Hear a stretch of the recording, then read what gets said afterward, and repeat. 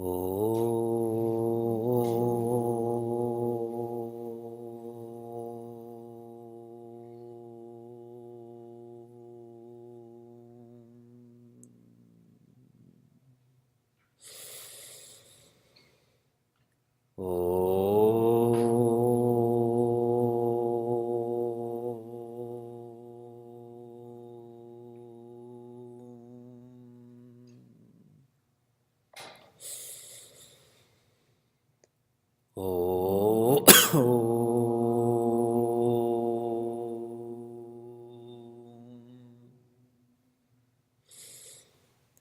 Narayana. Hari Om and good morning from Niagara Falls. In the world, if one is growing, then one goes higher in the world. In a corporate ladder, you're near the top. In a sports team, you're the captain, and on and on and on. As you go higher in the world, you need more training to get even higher or to stay where you are. And without that training, we don't go as high or we fall. An example of that is a TV show that so many of us have watched growing up was The Cosby Show.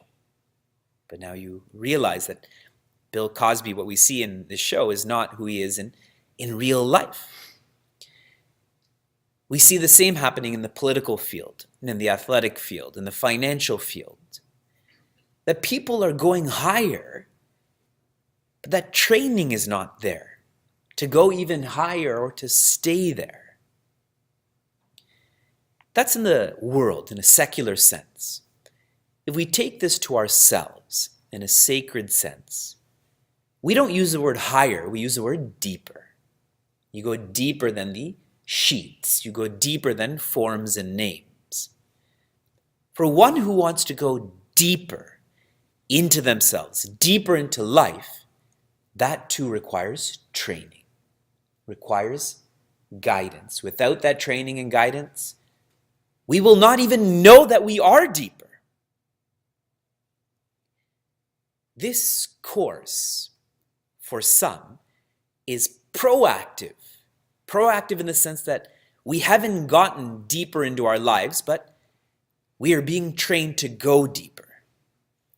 For some, this course is reactive in the sense that you've already gone deep in life, and so you stay there and go deeper. This course provides that training, that guidance. Please keep thinking about the utility of this course. And a great way to understand that is to compare this to a secular course, to what's happening in the world. Last week, we experienced how Bhagwan Rama looked at all of the monkeys and bears and said, "Let's move." And there was a utsava, a festival that was created all the way to the Sagara, to the Indian Ocean. Everyone was rejoicing, everyone was healthy, everyone was happy. And there the Shiva portion, the focus of Bhagwan Shiva in this Sundarakanda was complete. And we shifted to Vibhishana and Lanka. And Vibhishana lived what Pujya Swami Chinmaya has always taught: do your best and leave the rest. He did his best to try to train and guide Ravana, but Ravana was not receptive to that. Leave the rest means he didn't take that kick personally, he didn't take his words personally. Ravana expelled him. Vibhishana did not give up. Ravana expelled him, and so he cheerfully, see, leave the rest means you're cheerful. He cheerfully went to Bhagwan Rama. This is where the Vishnu focus begins in Sundarakanda. And today we will get into the depth of Vibhishana's meeting with Bhagwan Rama. I'm on the 45th section of Chopais, and I'm going to we're going to study the Doha associated with the 45th section of Chopais. Shravana sujasu suni ayu prabhu bhanjana bhava bhira. Vibhishana has met Bhagwan Rama and he says that I've heard that you are the most beautiful. I've heard that you can save one from the fear of being reborn. Trahi trahi arati harana. Save me, harana, steal arati. Today we are studying arati. Save me from difficulties, from being stuck. Sarana sukada raghubira. What I know is anyone who comes to your feet, charana, sharana, they find sukha. You are the giver of that peace, of that joy.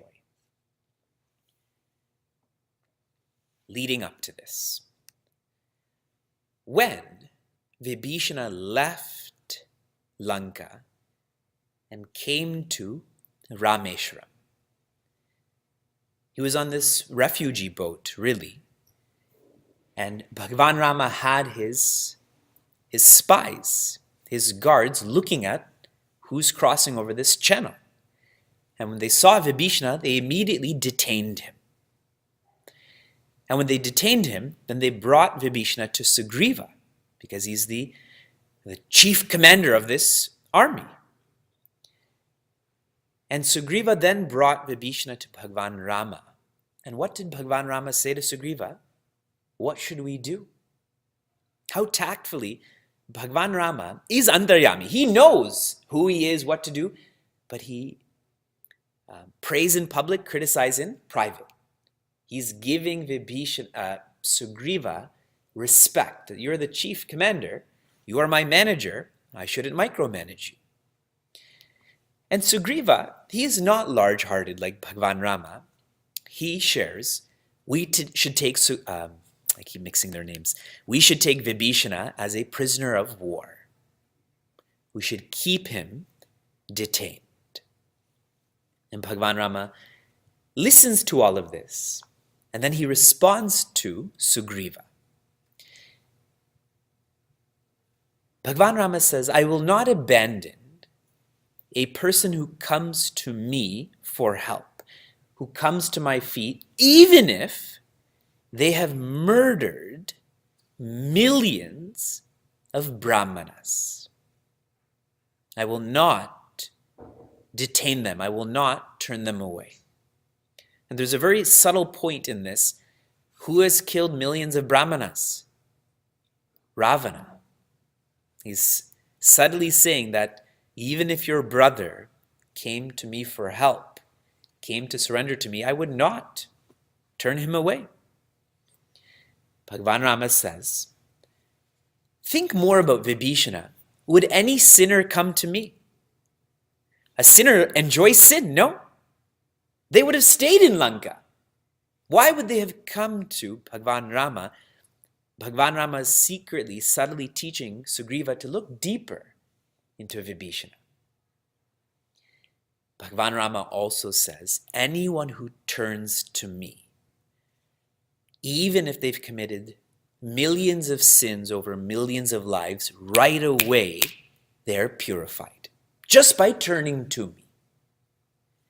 And the deep implication here is, when someone turns to Bhagwan, that means they want to change, isn't it? Many people see Bhagwan, but they don't turn to Bhagwan. Someone who sees Bhagwan, a ritualistic person, they see Bhagwan, they beg for a little while, they give a little bit, and then they leave, but they don't turn to Bhagwan. But someone who's engaged in self-development, they're turning to Bhagwan. Their whole life is turning to Bhagwan, which means that they're changing. Bhagwan says that person will change. This is a small amount of time. This millions of years and millions of sins. In a kshana, I can make your sangata dur. I can delete that. Okay, this is some of the kata. We're moving slow because this is important. The spies and Sugriva, They are suspicious people. And suspicious people always suspect other people, isn't it? If I'm someone who is insecure, I keep thinking you're here to challenge me. When I have a small heart, I keep thinking you're asking me of something, isn't it? When we're in a bad mood, when anyone comes to us and even says good morning or Hari Om, we're very standoffish with them. I know you want something from me. I know you want to talk to me about something. Correct? So we kind of just look down and and shut down. We shrink. So Sugriva is like that. He's suspicious, so he suspects.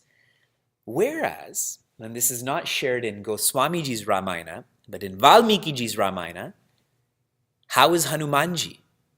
He's also a leader in this army, correct? Hanumanji is silent. And I read a really awesome sign yesterday. The letters in silent are also the same letters as in listen. Silent and listen have the same letters. Hanumanji was silent. The implication being there, let's listen to Vibhishana. Sugriva was already judging him, and Sugriva doesn't know Vibhishana, correct? Hanumanji knows Vibhishana, but he didn't also want to prejudice Bhagwan Rama, so he said, you listen to Vibhishana, form your own relationship. We don't listen a lot. We love to. Suppose I'm going to New Orleans for vacation for the first time, and you've been there before. Instead of saying, create your own experience, you'll say, New Orleans is like this. When I was there, it was like this. So all of a sudden, my experience is tainted, correct? Now, that's just with the city. We do that with people all the time. Those people in Fairfield, they don't think too much. Now, if you go to Chinmaya Mission Fairfield, everyone, that's not a thinker, that's not a thinker. You don't even know them. I know them, that's what I'm saying. So Hanumanji is silent, and that shows that we should listen.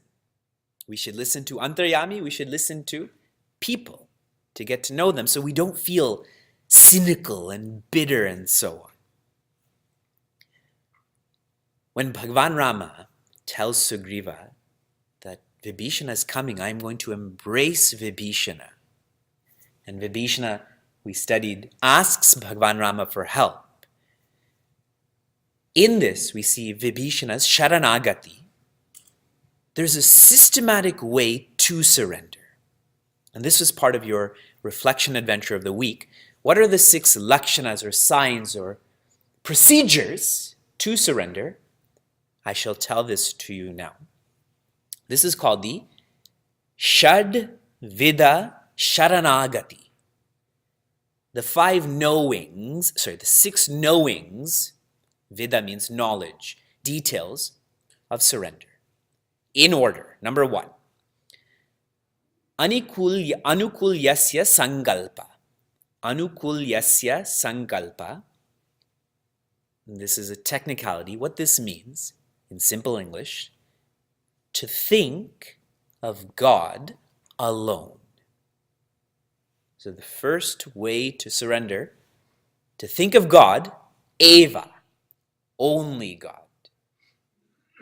To only think of God is the first step towards surrender. This is like satsang. Okay? I'm giving you more references.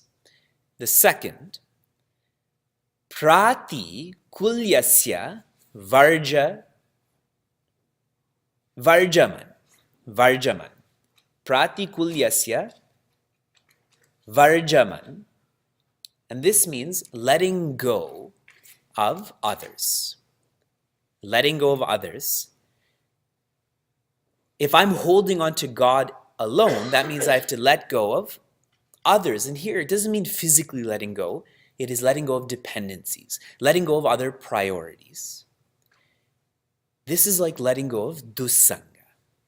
If I'm holding on to satsanga, to make this more strong, I also have to let go of dussanga. Number 3. Raksha Shishyati iti Vishvasaha. Raksha Shishyati iti vishvasaha. And this means that I should feel. Vishvasaha means I have faith. I have trust that Bhagavan will save me, that God will help me. If I don't have that faith or trust, then I never give myself more to God, correct? So to have the trust that God will help me, God will save me. Thinking of God only, letting go of all other priorities, feeling that God will help me. Number 4, gotrata varanam. Gotrata varanam, which means seeking out Bhagavan. Seeking out Bhagavan. You see, the first 3 could be done internally, mentally, but in the 4th, now, with surrender, you actually have to do this then, isn't it?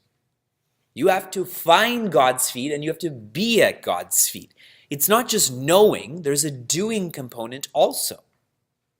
How specific this is, because we all go like this, Har Har Mahadev, but do we actually seek out Bhagavan Shiva? We all chant, Tan Man Dhan Sab Kuch Tera, but do we actually do that, correct? So the next week we have to do it again, the next week we have to do it again. Doing is involved here. Number 5, Atma Nikshepa.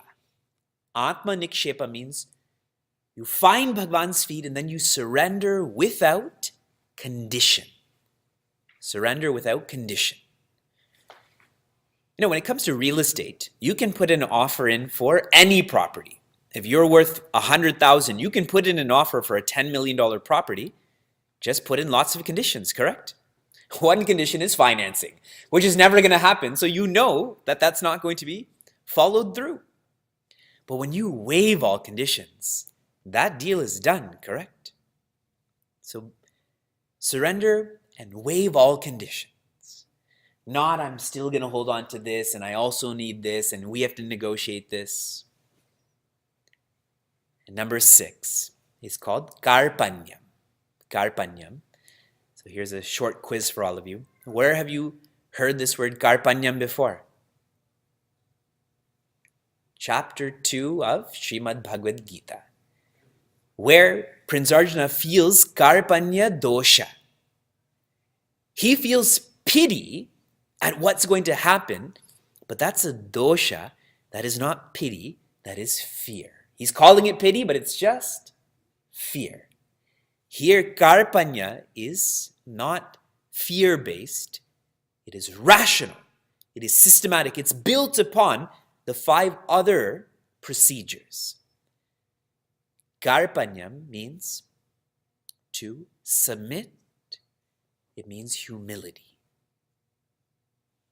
So this idea of Sharanagati is not just in my weakness. Sharanagati is being humble. When you go to a Gurudwara, specifically the Suvarna Mandir, the Golden Temple, you have to wear a covering on your head. And that covering is symbolic for the Guru's grace. The Guru's hand is on your head. Never forget that.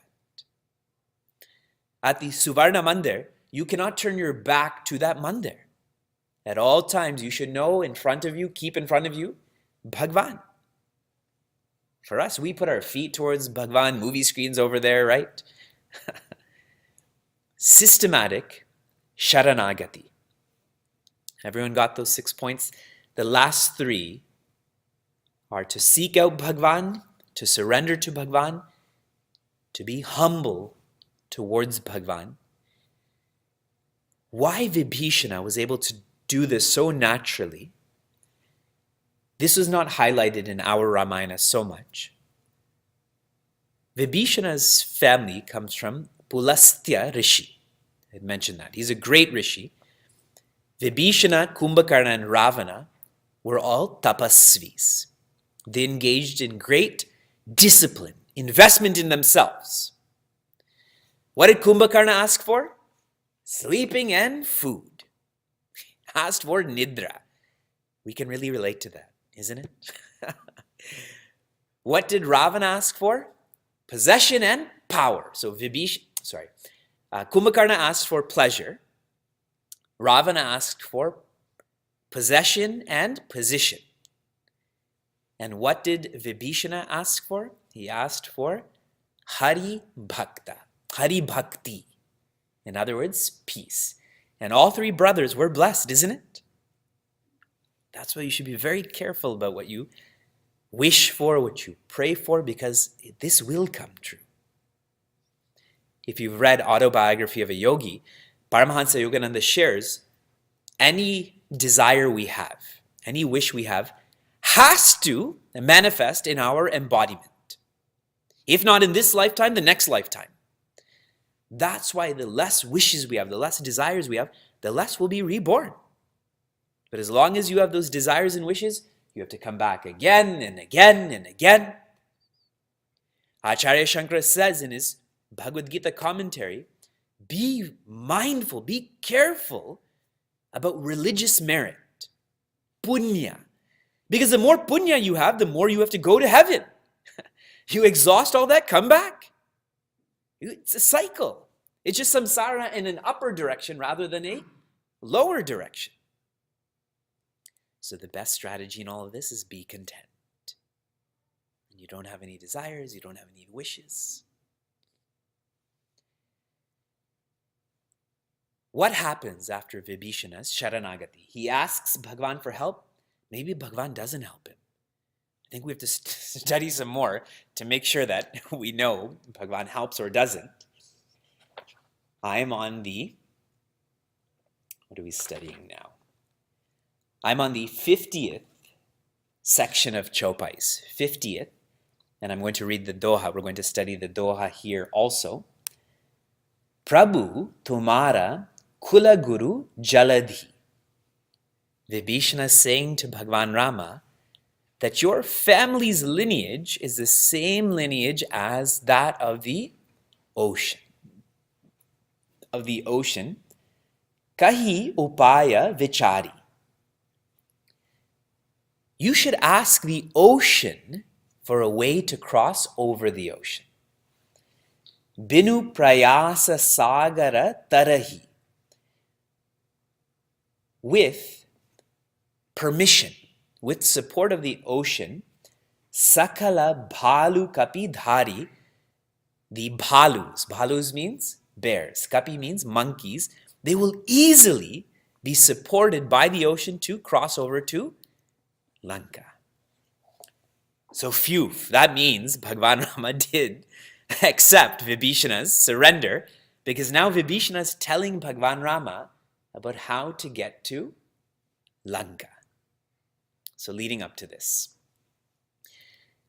when Vibhishana is at Bhagwan Rama's feet, Bhagwan Rama is not an egotistical person where he keeps them at his feet. Yeah, give me a pedicure. You stay down there and talk to me. You saw with Hanumanji, he lifted him up. With Vibhishana, what he does is he calls him Sakha. He calls him Sakha and he sits him beside him. Here the word Sakha, in a more deep sense, means you're my brother. You are my brother like Sri Lakshmana is beside me, like Sri Bharata is beside me. You are my brother. What a beautiful word. When someone introduces you as, Rajesh is my friend. If I said that to this person, Rajesh is my friend, and you say, oh yeah, Rajesh is his friend. If I say Rajesh is my brother, how much better Rajesh would feel, correct? And that person probably knows I don't have a brother Rajesh, but if I'm saying that, he must be so close to me. How large-hearted Bhagwan is to say, Vibhishana, you are my Sakha. How many times have Bhagwan Rama and Vibhishana met before this? It's like an arranged marriage, no? Met each other once and already we are family. When he's sitting beside him, then Bhagwan Rama calls Vibhishana Tata. Now Tata is more of a, I feel this is used more in South Indian languages. What does Tata mean? It means grandfather, it means father, it also means son.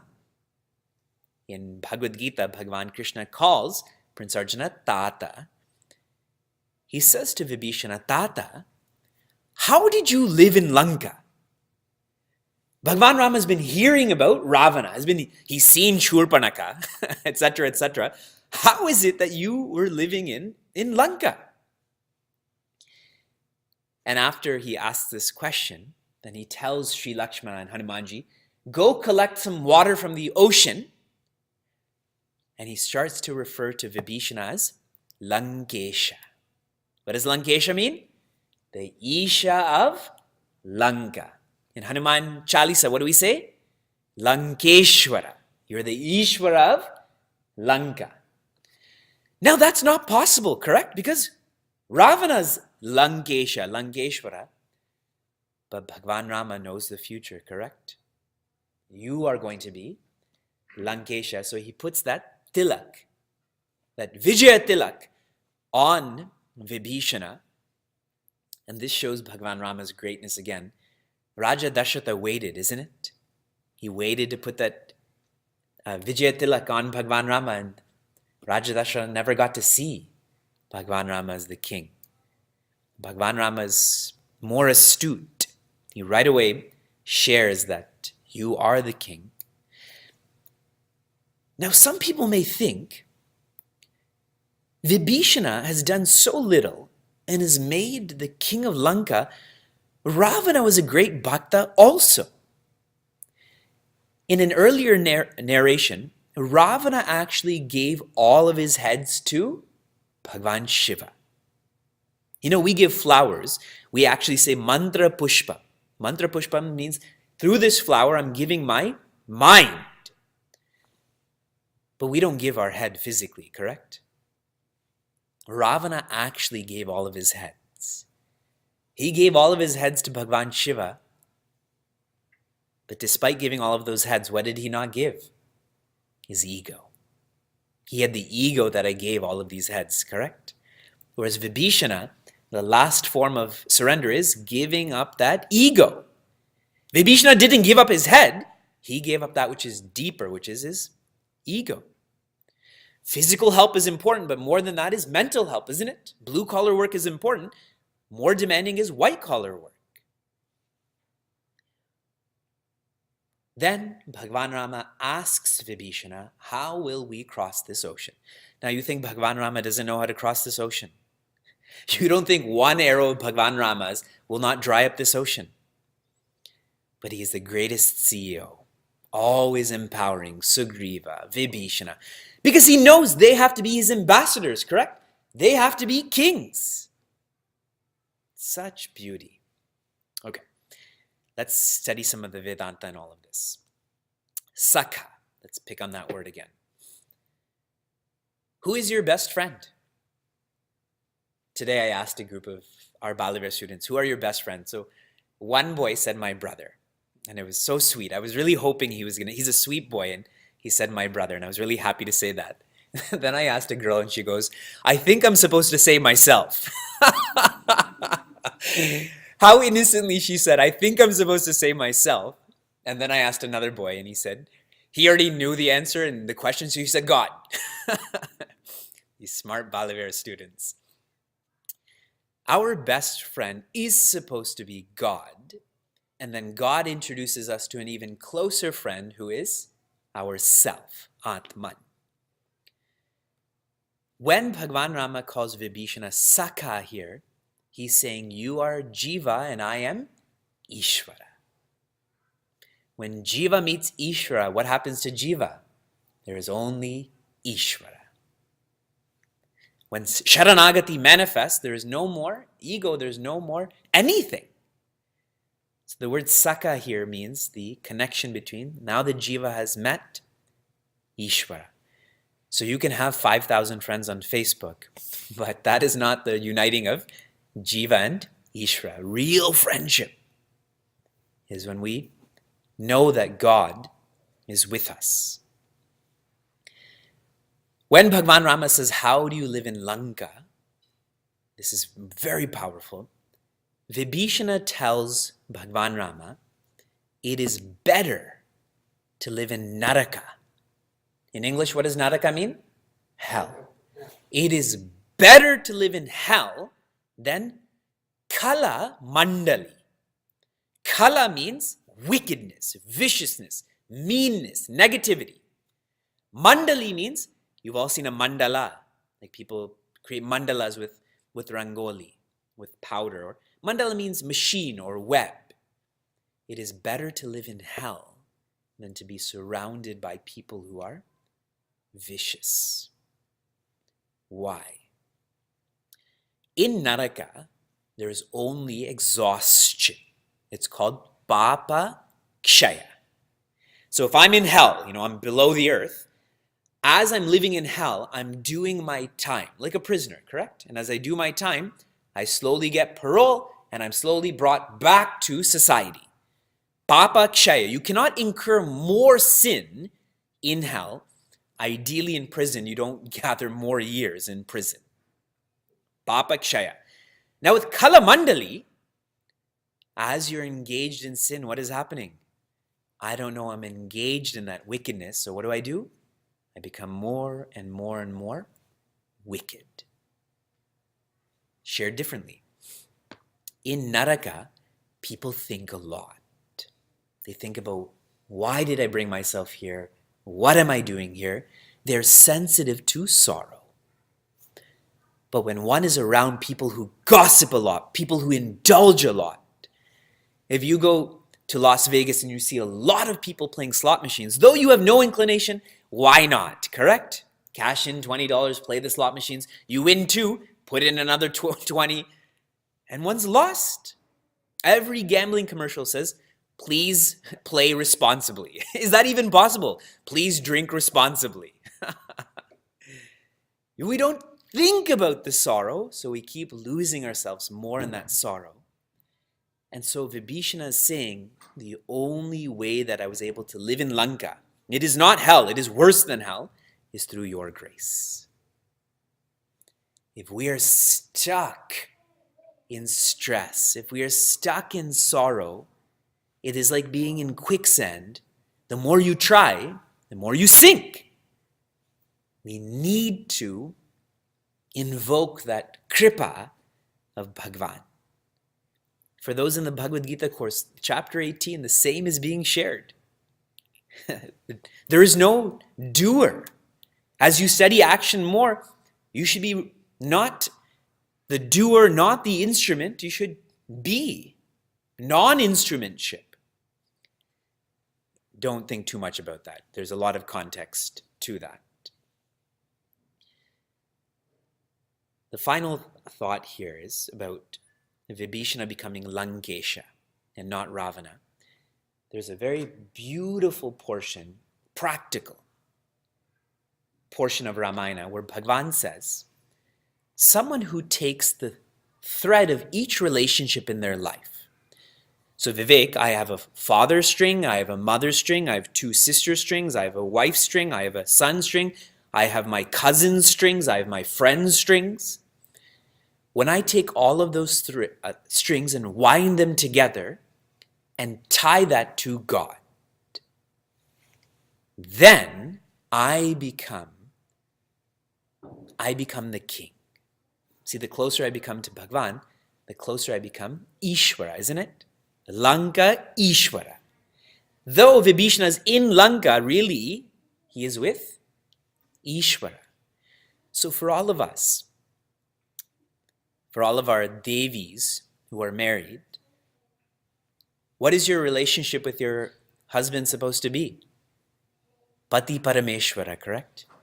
And you hate that terminology because you've understood this wrongly. I'm a Pati. I'm talking about this from an empathetical way. Pati as in husband, not as a protector or lord. It should be Parameshwara Pati. Do not see your husband as God. See God as your husband.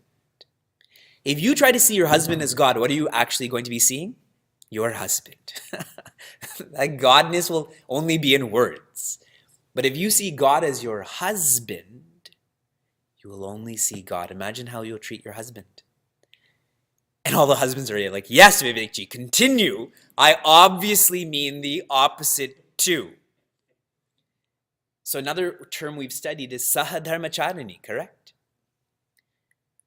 The wife should be following the path of dharma with her husband. The husband should be following the path of dharma with his wife. He is a sahadharmachari. For us to become whatever we are, plus add Ishvara, focus on the Ishvara through all that you do.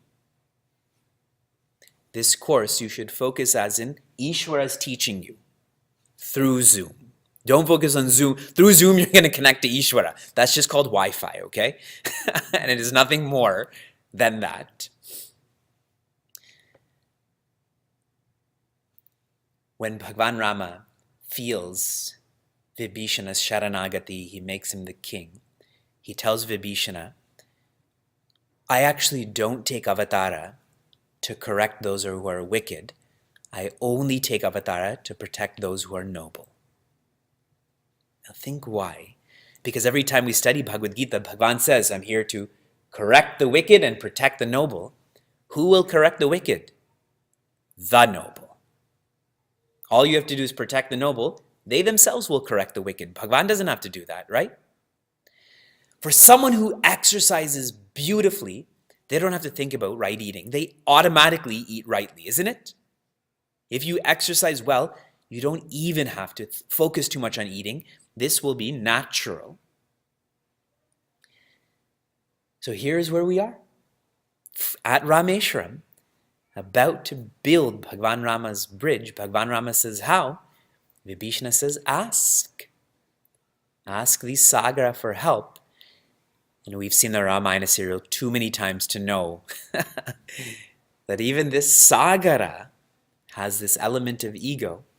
This is God, but with a small g. We also are gods with a small g, forgetting that deeper than us is God with a big G. Oh.